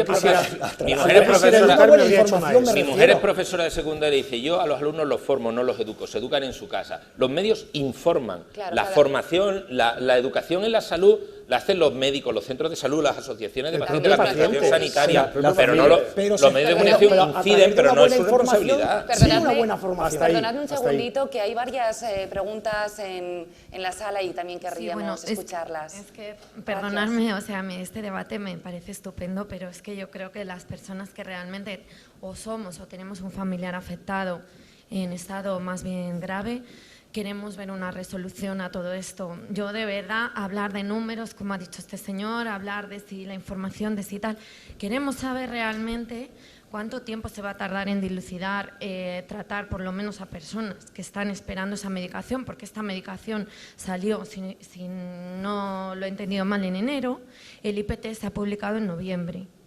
Ha pasado casi un año. Teóricamente es una enfermedad que se cura. Teóricamente ya está incorporado. Un segundo. Es una enfermedad que... Claro. Por favor, déjame hablar. Dejarla terminar a la chica. Es una enfermedad que sabemos que se cura, pero de momento las personas que están, que tienen un pronóstico grave, estamos esperando realmente a la curación de esta enfermedad. Sé de personas con F4, con cirrosis, que han ido al médico y de hecho hay hepatólogos que están también muy cabreados con esta situación de prescribir el Sovaldi más el Simeprevir y llegar el comité médico y anularlo. Y no les han dado la medicación. Entonces hablamos de números que no se puede curar para todos la hepatitis C, pero es que tampoco se están curando los graves. O sea, esa es la noticia que tengo yo. Entonces, a mí me parece todo esto muy bonito, pero es que las personas que ya se están jugando la vida aquí, queremos ya información de verdad, es decir, ¿esto se va a curar? ¿No se va a curar? Porque es que imaginaros también el cabreo monumental que tenemos. El pasar al hablar de la erradicación o no Sí, de la enfermedad desde que como salió, tal, lo abordaremos en el segundo debate de esta No, tarde. pero yo creo que ella no decía se va a curar, ella se refiere a se va a tratar. Es decir, Sí, me no, van a por dar eso, tratar. Además hay que ver no solamente lo que cuesta un trasplante, yo quiero añadir que es erradicar una enfermedad. En Francia han dicho el dinero que haga falta para erradicar una enfermedad de un país. Es decir, que todas las personas que no sean curadas con Sovaldi van a seguir transmitiendo esta enfermedad a personas que no la tienen. El problema se va haciendo más grave y más grandes van a ser los costes. Entonces, se trata de erradicar una enfermedad, es lo que yo quería decir. Pues tampoco estoy yo muy de acuerdo que todo el que no se cure va a transmitir la enfermedad. Pues ahí está, y los costes van a ser mucho mayores. Entonces, hombre, sobre todo porque, a ver, como contagiar la hepatitis C, ya hoy es difícil, ¿eh? No es tan difícil, no. Igual que se contagia el SIDA, todavía se sigue contagiando. Los métodos de contagio tenemos un hepatólogo, o sea, a ver, con respecto a contagiar a un señor con hepatitis C a otro, pues... Pero a una señora sí se le puede contagiar, ¿o no? A compartir el comentario al respecto de que es extremadamente importante saber cuándo se van a poder tratar este tipo de pacientes, lo comparto 100%. Los pacientes lo padecen en carne propia y quienes tenemos que prescribir a estos pacientes lo copadecemos con ellos, porque realmente es una estrategia de tratamiento que necesitamos evaluar si es eficaz. Insisto, podemos en pacientes con enfermedad grave y sobre todo con enfermedad descompensada curar el virus y a lo mejor no detener la historia natural de la enfermedad hepática. Y esto también hay que explicarlo a los pacientes porque esto no lo sabemos todavía. Uno puede quedarse con el virus negativo y seguir teniendo enfermedad hepática avanzada cuyo curso ya no depende de la causa de la enfermedad. Y esto pasa en otras hepatitis o pasa en la enfermedad asociada al consumo de alcohol, por ejemplo. Con respecto a la erradicación de la enfermedad, es la incidencia, es decir, el número de casos nuevos que aparecen disminuye y ha disminuido dramáticamente en los últimos años. Y casos nuevos de hepatitis aguda por virus T, cuando digo aguda digo de reciente comienzo, afortunadamente son pocos y restringidos a determinados colectivos con determinadas prácticas de riesgo. Y otro colectivo de riesgo de hepatitis aguda por virus T es en el entorno hospitalario, que es el segundo foco, digamos, de adquisición o de potencial adquisición de hepatitis C. Fuera de ahí, es una enfermedad cuyos nuevos casos, afortunadamente, son mucho menos que lo que ocurría hace 20 o 10 o 15 años. Esto es evidente.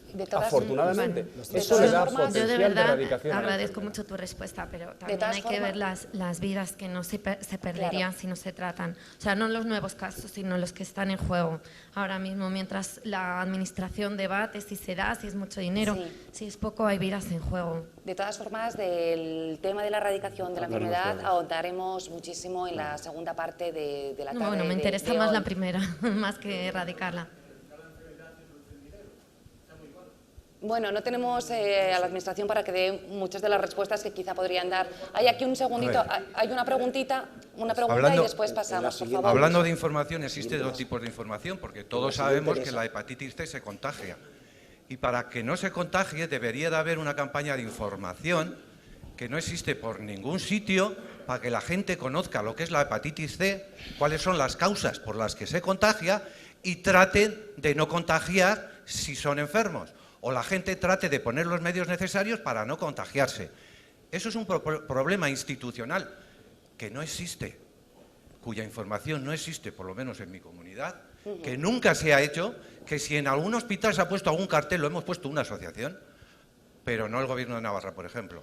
No sé, otras comunidades. Entonces, ese tipo de información es tan importante como la información que se da en los diarios, que El País, supongo, que tiene sus especialistas para hablar de este tipo, pero la verdad es que nos suelen hacer muchas entrevistas en comunidades y tal, y uno se da cuenta de lo poco que sabe la persona que te está preguntando.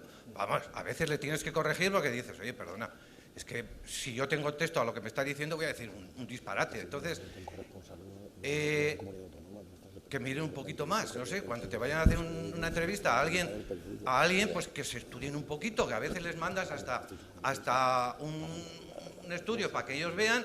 Y es que luego te preguntan cosas tan absurdas que le tienes que parar los pies y decir, oye, perdona. Un día te tienes que pasar por una redacción de un periódico local.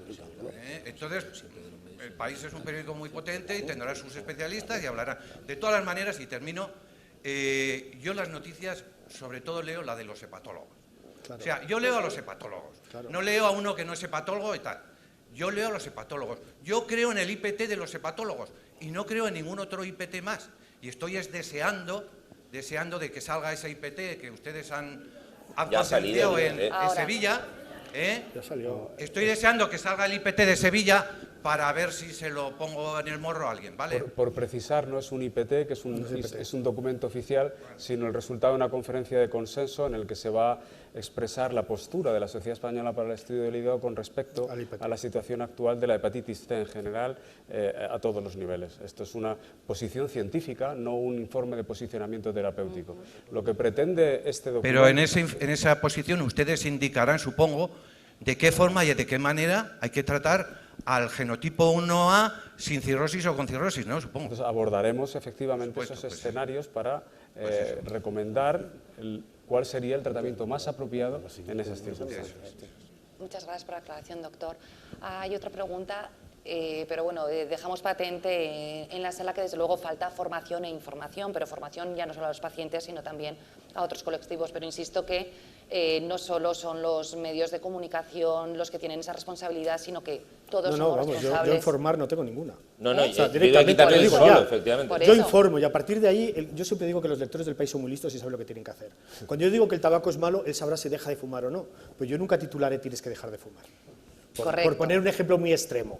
Correcto. O beber es malo para el que tenga cirrosis, pero nunca diré los cirróticos no deben beber, allá ellos. Yo les diré si es bueno o malo, si hay un informe científico que lo avala, y si no... No, lo que comentaba el doctor, lo importante es que la información esté contrastada ser responsable de eso. Y sea veraz, y a partir de ahí, por supuesto, los demás decidir. Había otra pregunta por aquí, por favor. También. Gracias. Sí, corta, la mía es corta. Un segundito y ahora pasamos al otro lado. La mía es corta y concisa, va al doctor Bañares.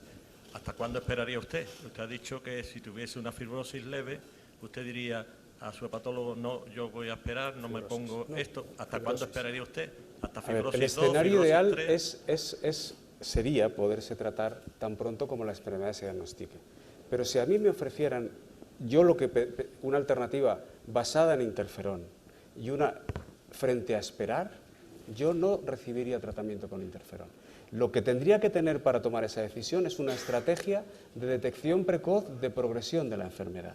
Y si en un momento determinado, y eso se puede monitorizar con cierta facilidad, en revisiones anuales se detecta un incremento en la velocidad de progresión de la fibrosis en la fibrosis, ese sería el momento de recibir el tratamiento, pero no basado en interferón, sino basado en regímenes libres de interferón. Esa estrategia que se le podría realmente sugerir, y de hecho se hace, a la Administración permitiría tratar en una primera oleada los pacientes de mayor gravedad en este momento, los que tienen compromisos relevantes sobre su vida en este momento, y planificar una segunda oleada de tratamiento, que esa sería la que realmente disminuiría potentemente las cargas de la enfermedad en este momento. ¿Cuánto tiempo? Sería paciente a paciente, porque la velocidad de progresión de la enfermedad hepática, y esto es otro elemento importante, es individual. Sí. Hay pacientes que son lentamente progresadores y a veces progresan rápidamente al cabo de los años, y hay pacientes que son rápidamente fibrosadores. Por tanto...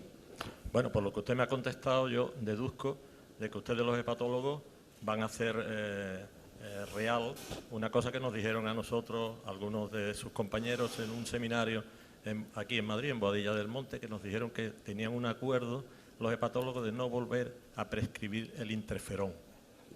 Bueno, un acuerdo como tal, nosotros nos pronunciaremos en la conferencia, a partir de la conferencia de consenso, con cuál es la posición científica de la sociedad, pero obviamente el sentir generalizado es utilizar prácticamente en cualquier circunstancia terapias libres de interferón. Es que el Ministerio ha hecho pública una nota hoy diciendo de que se debe de empezar a tratar a los pacientes con fibrosis 2 con interferón y ribavirina. Bueno, pues probablemente esta es una posición, digamos, oficial de la propia Administración, que probablemente no contrasta adecuadamente con la posición científica que probablemente surja de esta conferencia. Es que yo aquí veo un problema, no aquí.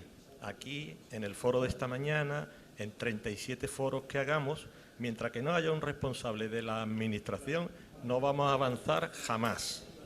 Nosotros seguiremos invitándoles. Si quieres hacer la pregunta, por favor.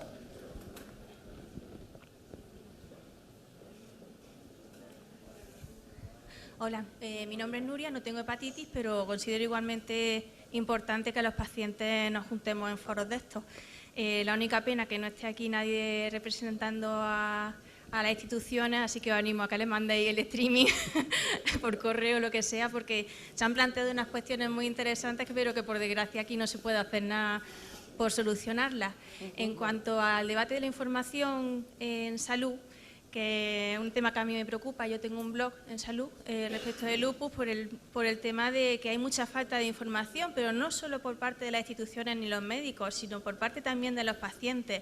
Los médicos, es que me llegan preguntas todos los días que me dicen, la más extrema fue, mi doctor me ha dicho que me tienen que extirpar la vagina. Y yo le dije, ¿le has preguntado por qué? Porque muchas veces los pacientes fallamos ahí en preguntar los por qué. Nos dan una nueva medicación y, doctor, no hay nada que pueda tomarme en lugar de esto. O sea, yo mi medicación la tomo de acuerdo con es un consenso entre mi médico y yo. Cuando tenemos tantos tratamientos, somos pacientes polimedicados, creo que es muy importante la conversación esa con el especialista y no solo mirar en los periódicos o buscar en Google la información que hay, sino contrastarla luego con un médico. Y en cuanto a los periodistas en general no especializados en salud, porque sé que hay especializados en salud, pero también lo hay que no lo son. Cada vez menos. Por desgracia, porque veo por ahí cada noticia en la televisión, entonces, ya que tenemos ahí el gremio, a ver si hacéis algo por también educar a vuestro gremio. Uno de las organizaciones que patrocina este encuentro, que es la Asociación Nacional de Informadores de la Salud, existe para eso. El problema es que es muy difícil que la gente se te haga socia de la asociación cuando lo que comentabas antes ha sido tú, ¿no? El de las informaciones, cuando te entrevistan directamente. Cuando el que está cubriendo una noticia sobre hepatitis C acaba de salir hace una hora de cubrir un accidente de tráfico y dentro de 2 horas va a ir a la comparecencia del presidente de la comunidad autónoma que va a hablar de la última autovía que han inaugurado. Y eso es imposible de especializar. Pero para eso hace falta dinero, en este momento los medios no lo tienen, siempre volvemos al dinero al final, como veis. Claro. Y entonces, ¿qué pasa? Que es así, sobre todo, y los medios locales son un milagro que salgan. Porque es que el que hace fútbol, hace toros, hace ciencia y hace sucesos. Entonces, ¿qué especialización le puedes pedir a esa persona? Si bastante es con que le escriban sin faltas de ortografía y sepan en qué momento están en cada sitio. Pero a veces para hablar de salud, mejor que no hablen. Pero si ellos tampoco escogen de lo que hablan, les mandan. Vosotros como que es una rueda de prensa, al director le parece interesante, lo mandan ahí y si es que no saben El otro día estaba en una rueda de prensa con los datos del SIDA y había una chica, que no sé de qué medio era, claro, que empezó preguntando por qué causaba el SIDA, pues a partir de ahí hemos sacado la rueda de prensa, porque se le tienen que dar una clase de 2 horas antes de llegar a los que ya teníamos cierta experiencia, sabíamos. Pero mira, Farmaindustria, su tenéis departamento foros. de comunicación, trata de tener la mejor relación posible con los medios de comunicación y con un enfoque incluso formativo, ¿no? Todos los años organiza un seminario con periodistas especializados en salud, a los que Emilio ha venido en alguna ocasión, que hace 6 o 7 años lleva 11 ediciones. Hace 6 o 7 años se invitaba a 40 periodistas especializados y te dejabas a gente fuera. Y este año hemos invitado a 25 y ha habido que convencer a algunos directores de medios para que les dejaran venir, porque como son tan pocas personas en la redacción, como dice Emilio, el que hace salud habitualmente tiene que hacer luego otro tema de sociedad, ¿sabes? Entonces, cada vez hay menos periodistas especializados, los medios cada vez les importa menos que sus redactores estén especializados en un tema y, como también bien ha comentado Emilio y hemos hablado esta tarde, al final es un problema de dinero muchas veces. ¿Os habéis planteado aprovecharos de las asociaciones y los pacientes expertos para cubrir ese Los hueco? pacientes sois muy interesantes, muy importantes, muy útiles, pero no sois periodistas, con mis respetos. No. Eso es. Y somos interesados. Claro, además sois parte. Bueno, yo creo que lo que se refiere ella es que muchas veces el paciente experto puede dar una visión, puede sumar.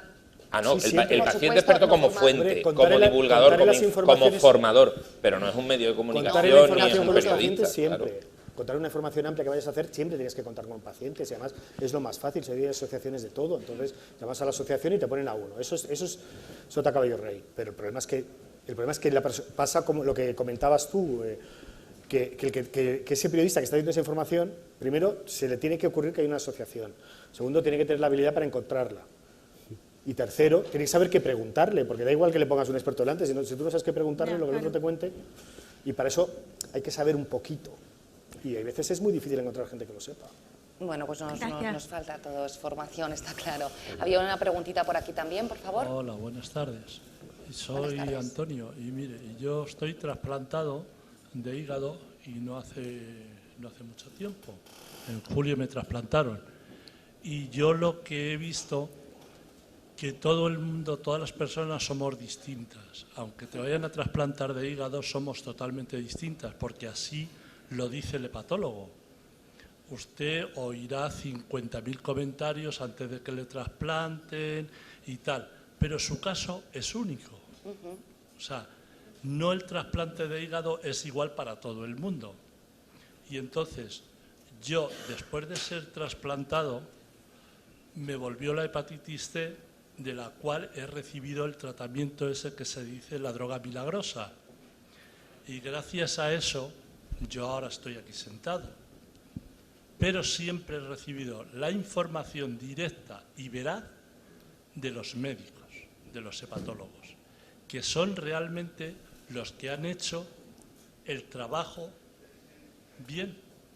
Claro, en eso estamos sea, de acuerdo, es lo que comentaba antes el pero que doctor, todo que a el él le mundo, gusta cuando vienen, ¿no?, los cuando tú pacientes estás en también la a preguntar. habitación, todo el mundo te cuenta sus experiencias.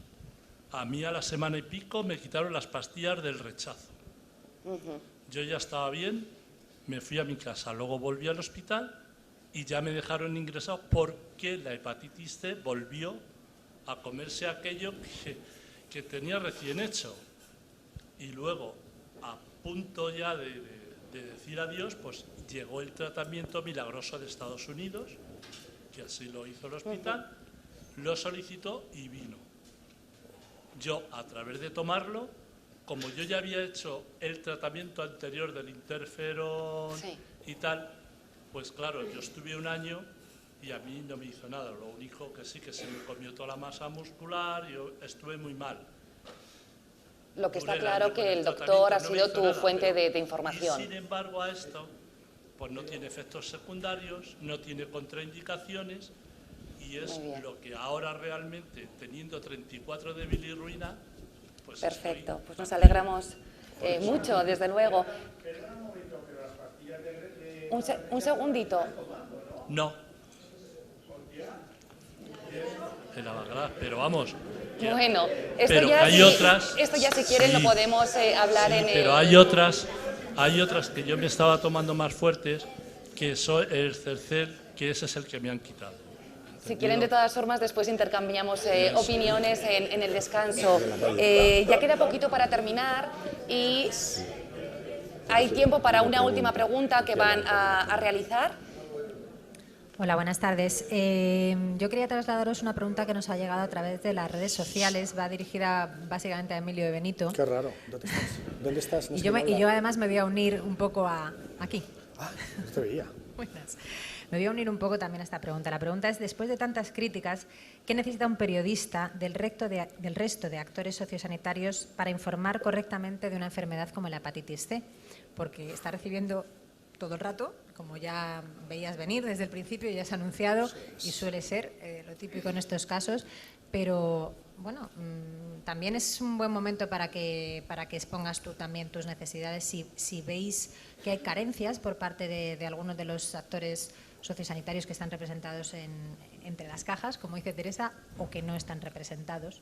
¿Cómo podrían ayudar a que esta información llegue correctamente a quien debe llegar, que es a los pacientes? Qué difícil. Primero el periodista necesitaría un tiempo para formarse, una formación básica, que a lo mejor se la puede dar un médico, se la puede dar un paciente. Tampoco tiene que ser un mega especialista, porque es imposible, tú no puedes informar de salud siendo un especialista de todo, ¿no? Yo el lunes escribo de SIDA, el martes de hepatitis, el miércoles de ébola, el jueves de esclerosis y el viernes de sistema inmunitario, con lo cual no me puedo especializar. Un médico necesita 5 años de MIR más doctorados, más no sé qué, 15 años para hacerse un especialista, y yo me hago de especialista en una mañana en un tema, ¿no? O sea, entonces, bueno, pero bueno, un poquito de idea, de formación sí que sirve. Segundo, hombre, yo siempre digo que lo ideal de las fuentes es que te den una información que puedas publicar directamente, que sea clara, correcta, equilibrada, pero ¿qué es lo que pasa? Que es imposible porque todos sois parte, todas las fuentes son parte. Estoy hablando de una silla vacía. No, nos estás hablando a todos, no te preocupes. Pero por focalizar en quien hace la pregunta. Todos sois parte, y entonces, pues, ¿qué al final necesita el periodista? Tener acceso a todas las fuentes y tenerlas en el momento, porque uno de los grandes problemas que hay, sobre todo con la información, en cuanto más técnica es, más científica es aquello de que tú tienes que escribir el artículo hoy y el médico tiene que revisarse la información, consultar las guías, no sé qué, y te dice, no, te contesto pasado mañana. No, pasado mañana no me vales. Voy a hacer la información sin ti. O asociaciones de pacientes que tienen una web estupenda en la que no ponen un teléfono de contacto o que el teléfono funciona de 8 a 3 de la mañana, pero si yo empiezo a trabajar a las 4 de la tarde, ¿con quién hablo? O agencias de comunicación que hacen lo mismo. Increíble, hay agencias de comunicación que a las 3 se van. Sí, las hay. O que los viernes, o laboratorios, que su servicio de comunicación los viernes acaba a las 2. Porque tienen, o que no tienen servicio de comunicación. O no tienen servicio de comunicación. O que no hablan por defecto. O que por si acaso no te contestan, o lo mismo. O si es un, que si llama un periodista, meten la cabeza debajo de la tierra. O si es una multinacional, como el periodista de España tiene que hablar con su jefe europeo, que a su vez tiene que hablar con el jefe americano, que tiene que hablar con el director médico, que tiene que hablar con el gerente, pero luego tiene que volver la respuesta, te llega la respuesta. Estoy exagerando muy poquito, Juanjo, tú lo sabes, que trabajas en uno. Me llega la respuesta 2 semanas después. Pero en uno de los que no hacen eso. Pero ya sé que Juanjo no. Pero a partir del planteo de Emilio, yo creo que una de las cuestiones, y volvemos casi al comienzo de la conversación, es cómo hacer una información rigurosa. Y creo que parte del secreto o de la habilidad o del buen hacer de un periodista es contrastar las fuentes, tener fuentes fiables y exponer todas las perspectivas. Pero piensa que la información científica, los intereses siempre están. La información científica, afortunadamente, normalmente tú partes de una publicación, de una revista, de un informe de una sociedad médica, suele haber poco debate. Quiero decir, si lo bueno es que te tomes un vaso de agua a las 11 de la mañana, eso es lo bueno. Y suele haber poco debate en general, ¿no? Vosotros os vais a poner de acuerdo en un documento y a partir de ahí pocas discrepancias habrá.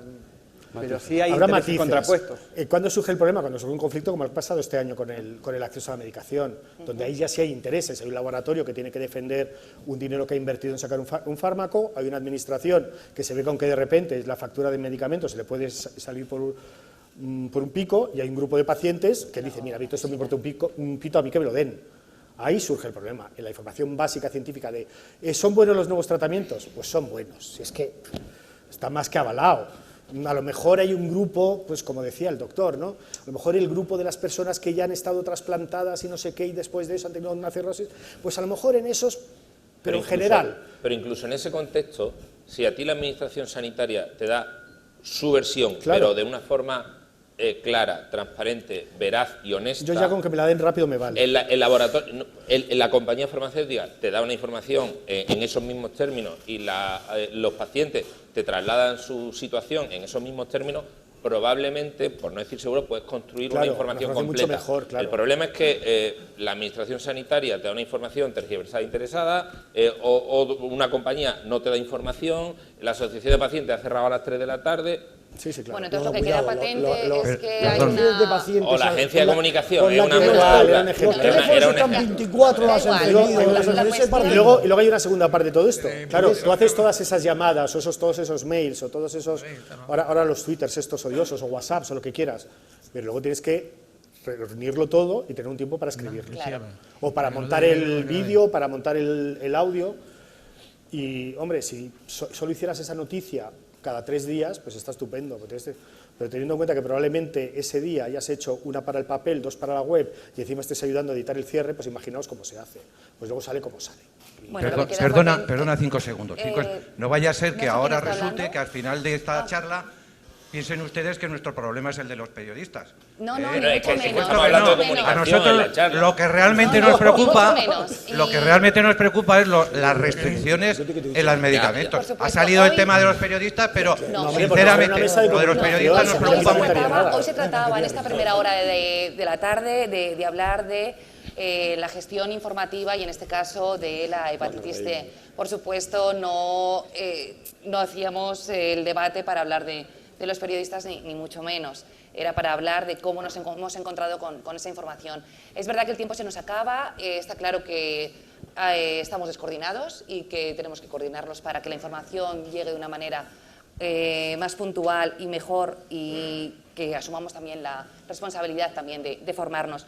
A modo de resumen, muy resumen, si cada uno me queréis en un segundito decir un reto, algo positivo, algo que... Referente a lo que es la mesa. A lo que es la mesa de hoy, Sí. por supuesto, a lo que es la gestión informativa desde el punto de vista de cada uno. ¿Qué podemos aportar? Desde el punto de O- vista de las asociaciones, lo que pedimos es información más clara, más real. Vale. Una frase, doctor, para terminar, o alguna reflexión. La administración también tiene que informar. Perfecto, nos hubiera encantado, de hecho, que hubiera estado aquí hoy. Permitidme. Un segundito, por favor. Una reflexión de Daniel, Bueno, por nuestra parte, creo que por parte de la industria farmacéutica y del resto de agentes, la información transparente y veraz es fundamental para que los medios luego puedan trasladar la realidad tal cual es. un titular, Emilio. Qué difícil. Siendo el cuarto peor, además. Siendo el cuarto peor, para no repetir. No, yo creo que indudablemente tenemos que mejorar, y todo se puede mejorar, pero yo lo único que puedo decir en este caso, porque además es verdad, y los periodistas que nos dedicamos al periodismo social, es que tengáis en cuenta que a priori estamos de vuestra parte. Luego veremos lo que hacéis, pero a priori estamos de vuestra parte, es decir, que la idea es que nos ayudemos. Eso no quiere decir que nos vayamos a creer todo lo que nos contáis, que nos vayamos a hacer caso siempre, pero la voluntad está ahí. Y... Bueno, ya sé más o menos qué hay por aquí. Por Si quitas supuesto, a pacientes los somos monstruos de los todos. laboratorios, un poco más, el resto... ¿Me es permite una decir, cosita o no? ¿Una cosita o no? Sí, díganos. Sí, yo le diría a la mesa o a quien proceda que ya que no ha conseguido tener aquí la presencia de la Administración, que le hagan llegar a su conocimiento el descontento que existe entre nosotros por su ausencia, porque sin ellos aquí bien poco hacemos. Desde luego el Yo le descontento diría a se lo ellos, si haremos estuvieran llegar. ahí, a los políticos de turno, que se dejaran de pensar en su legislatura y pensaran un poquito en el más allá. O sea, cuando hablan de presupuestos, de costos e inversiones y tal, hablan y piensan en su legislatura, pero no piensan en lo que pueden dejar en el camino por ser tan cortitos en sus pensamientos. Ya. Gracias por su reflexión. Y Hernán, si quieres... Yo creo que, en mi perspectiva, los retos no son solo en información, sino que están también en gran parte en la educación como sociedad. Y evidentemente hay un punto que es el nudo de todo esto, que es la toma de decisiones de los que tienen que resolver algunas cuestiones. Y en eso digamos, trasciende totalmente lo que es la información o la comunicación.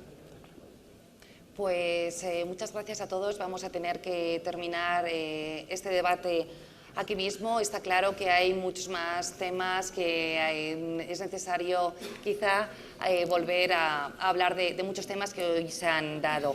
Después del descanso tendremos el debate que hablará de si es o no posible la erradicación de la enfermedad. No querría terminar sin dar las gracias a todos vosotros por haber intervenido, por haber hecho muy vivo, desde luego, este debate, que duda cabe. Nos alegra también que nos hayan visto a través de Internet y que nos hayan llegado también preguntas a través de ese sistema. Pues muchísimas gracias, Emilio, Rafael, José Ángel, Daniel y Hernán. Muchas gracias a todos. Va por vosotros.